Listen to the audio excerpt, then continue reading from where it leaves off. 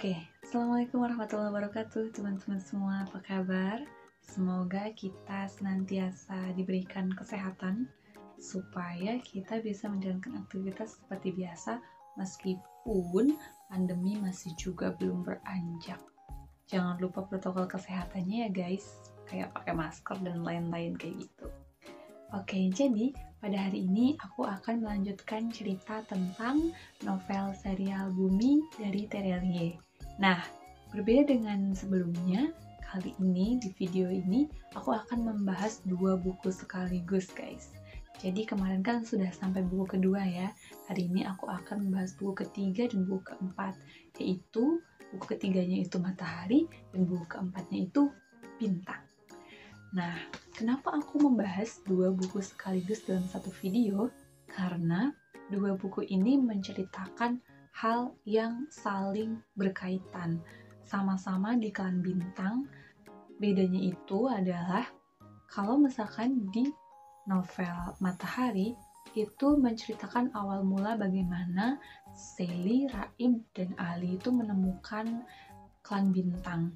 Karena seperti yang kita ketahui, sejarah tentang Klan Bintang, di mana letaknya, bagaimana kehidupannya, itu tidak tercatat di buku manapun, entah itu di Klan Bumi, di Klan Bulan, atau di Klan Matahari.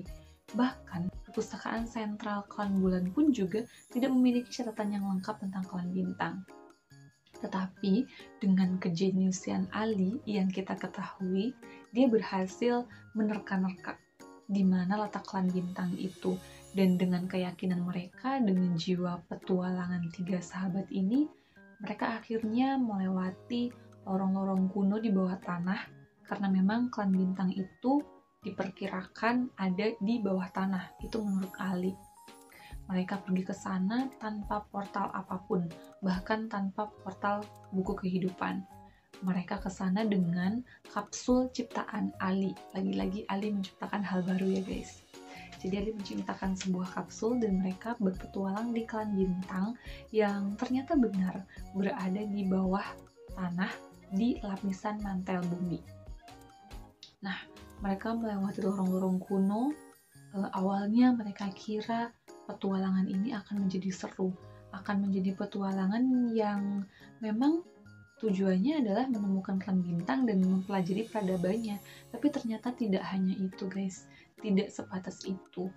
Mereka dihadapkan dengan situasi yang sangat amat rumit dan akhirnya mereka harus pulang ke Klan Bumi dan melaporkan perjalanan mereka ke Af dan Miss Selena dan para petinggi lainnya. Dan akhirnya di novel Bintang mereka kembali ke Klan Bintang, tetapi dengan membawa pasukan dari Klan Bulan dan Klan Matahari. Tapi bukan pasukan yang banyak banget gitu, enggak. Cuma beberapa orang yang memang terpilih dan dipercaya memiliki kemampuan bertarung yang tinggi. Karena yang dihadapi mereka di Klan Bintang, di novel Bintang ini tidak sederhana guys. Ali, Raib, dan Sally menemukan rencana yang sangat jahat yang direncanakan oleh Dewan Kota di Klan Bintang. Jadi mereka itu ingin membumi hanguskan dunia paralel. Entah itu Klan Bumi, Klan Matahari, Klan Bulan, bahkan Klan Bintang itu sendiri.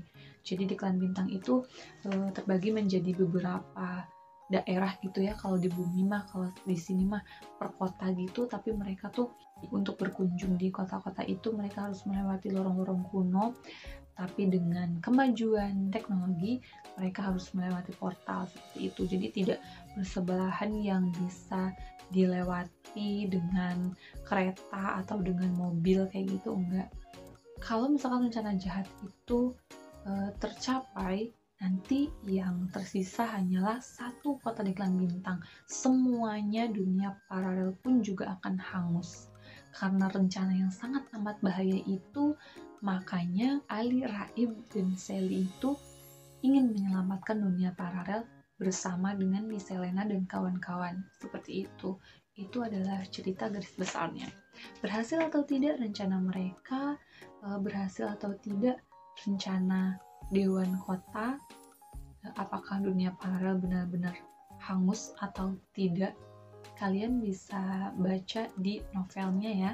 Teman-teman bisa beli novelnya di official store Terelia di Shopee atau e-booknya di Play Store yang harganya lebih murah tetapi original yang pasti. Oke, lanjut ya.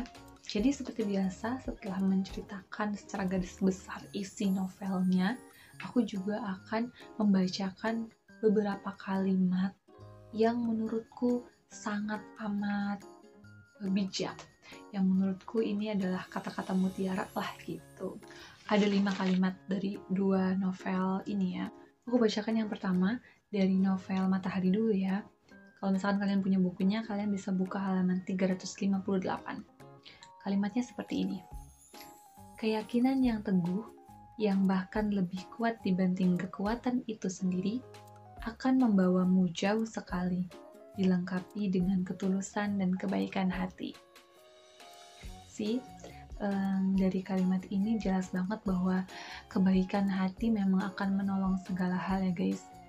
Apapun kesulitan yang kita hadapi, ketika kita selalu berbuat baik kepada siapapun, kepada apapun, selalu berpikiran positif, maka jalan keluarnya juga akan lebih mudah untuk ditemukan. Seperti itu. Kalimat kedua, itu masih ada di novel Matahari. Kalau teman-teman punya bukunya, buka halaman 362, masih dekat ya. Ini adalah kalimat dari orang tua Ali, yaitu ayahnya. Hidup ini adalah petualangan. Semua orang memiliki petualangannya masing-masing. Maka, jadilah seorang petualang yang melakukan hal terbaik. Jadi intinya kita kalau misalkan pengen melakukan sesuatu, menginginkan sesuatu, ya jangan setengah-setengah. Kita harus melakukan usaha semaksimal mungkin supaya ketika kita berhasil, kita akan mencapai keberhasilan yang benar-benar hakiki gitu. Kalau misalkan kita gagal, kita bisa meraih banyak sekali pelajaran. Dan tentunya, meskipun kita gagal, kita tidak akan menyesal kalau misalkan usaha yang kita lakukan sudah sangat amat maksimal. Begitu guys. Lanjut ya ke novel Bintang. Di novel Bintang ini ada 3 kalimat yang menurutku mutiara banget. Yang pertama itu di halaman 180, kalau misalkan teman-teman punya bukunya. Nah, kalimatnya adalah siapapun memiliki kekuatan, tinggal apakah dia fokus terus berlatih atau justru mengabaikannya. Kalian pasti sering dengar bahwa setiap orang itu memiliki kelebihan dan kekurangan masing-masing. Dan kelebihan itu adalah kekuatan bagi orang tersebut gitu. Kadang-kadang kita nggak sadar kelebihan kita itu apa sih. Kita lebih memikirkan kekurangan kita sehingga kita itu jadinya insecure. Padahal seharusnya kita harus fokus menggali diri untuk melihat dan menemukan apa kelebihan kita, untuk mengolahnya menjadi sebuah karya, untuk mengolahnya menjadi hal-hal yang lebih bermanfaat, baik untuk kita maupun untuk lingkungan sekitar kita. Seperti itu. Kalimat yang kedua ada di halaman 191. Nah, ini dikatakan oleh Miss Elena. Jika kita mengkhawatirkan setiap langkah yang dibuat, kita akhirnya tidak akan pernah berani melangkah. Jadi, kalau misalkan kita punya tujuan nih, terus kita udah yakin untuk mencapai tujuan itu, kita harus melakukan hal ini. Ketika kita sudah yakin, caranya sudah jelas adanya, ya dicoba aja dulu gitu. Kita tidak akan pernah tahu itu gagal atau berhasil, akan seperti apa hasilnya kalau kita tidak memulai dengan langkah pertama, memulai dengan hal-hal kecil, tidak harus hal-hal besar. Karena hal-hal besar juga lahir dari usaha-usaha kecil yang senantiasa kita lakukan. Seperti itu. Terakhir, di novel Bintang, itu ada di halaman 283. Ini dikatakan oleh Far. Ia berkata bahwa hidup ini adalah petualangan, hingga kita mengembuskan napas terakhir. Benar kan teman-teman? Ini detail banget. Setiap detiknya berharga, apalagi setiap harinya. Setiap tempat yang kita datangi, setiap orang yang kita temui, kita tidak pernah tahu siapa dan apa yang terjadi berikutnya. Tapi, kita bisa melewatinya dengan selalu tulus, berusaha menjadi orang baik. Lagi-lagi menjadi orang baik, guys. Lewati petualangan itu bersama sahabat, saling percaya, saling membantu. Saat itu terjadi, dunia paralel menjadi terlalu sempit. Masih banyak tempat lain yang bisa dikunjungi. Nah, lagi-lagi yang dibahas adalah tentang berbuat baik. Karena berbuat baik itu adalah kunci dari segala hal, guys. Ketika pikiran kita baik, hati kita baik, ucapan kita baik, perbuatan kita baik, maka hal-hal yang datang kepada kita pun juga adalah hal-hal baik. Maka hal-hal yang kita terima dari orang lain pun juga adalah hal-hal yang baik. Jadi, ketika kita ingin mendapatkan hal-hal yang baik, kita harus berbuat baik. Berbuat baik, bersyukur, itu adalah kunci hidup yang tenang, yang bahagia. Seperti itu, teman-teman. Jadi, sekian saja ya cerita dan review dari novel Matahari dan Bintang dari aku. Kalau misalkan teman-teman punya kritik dan saran, boleh banget nih tulis di kolom komentar. Aku sebenarnya selalu baca komentar-komentar teman-teman, tapi kadang memang nggak sempat untuk membalas kayak gitu. Karena kadang notifnya YouTube tuh telat loh di HP aku, nggak tahu kenapa deh. Nah, kalau misalkan teman-teman mau baca bukunya, baca ceritanya secara lengkap, teman-teman bisa beli di official store Terelie, di Shopee, terus satunya kalau nggak salah di Tokopedia. Terus kalau misalkan di toko-toko lain juga sebenarnya ada, tapi biasanya kalau di official store Terelie-nya itu ada diskon-diskon kayak gitu, jadi harganya lebih rendah kayak gitu. Kalau misalkan mau lebih murah lagi, jangan beli yang bajakan guys, tapi beli e-booknya aja di Play Store.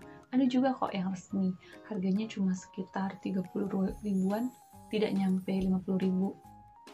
Dan ceritanya sama dan original yang pasti. Jangan beli buku bajakan guys, buku apapun itu, penulisnya siapapun, jangan pernah beli buku bajakan. Karena orang yang menjual buku bajakan pun juga tidak izin, mereka sama saja mencuri dari penulisnya kayak gitu. Jadi kalau misalkan kita membeli buku bajakan, sama saja kita mendukung dan malah membantu hal yang tidak baik, karena mencuri itu kan tidak baik. Jadi kalau misalkan kita mau mendapat hal-hal yang baik, kita harus juga berbuat baik kan. Jadi jangan beli buku bajakan ya. Jangan lupa subscribe dan tulis komentar kalian, kritik dan sarannya di kolom komentar. Aku tunggu ya. Terima kasih. Assalamualaikum warahmatullahi wabarakatuh.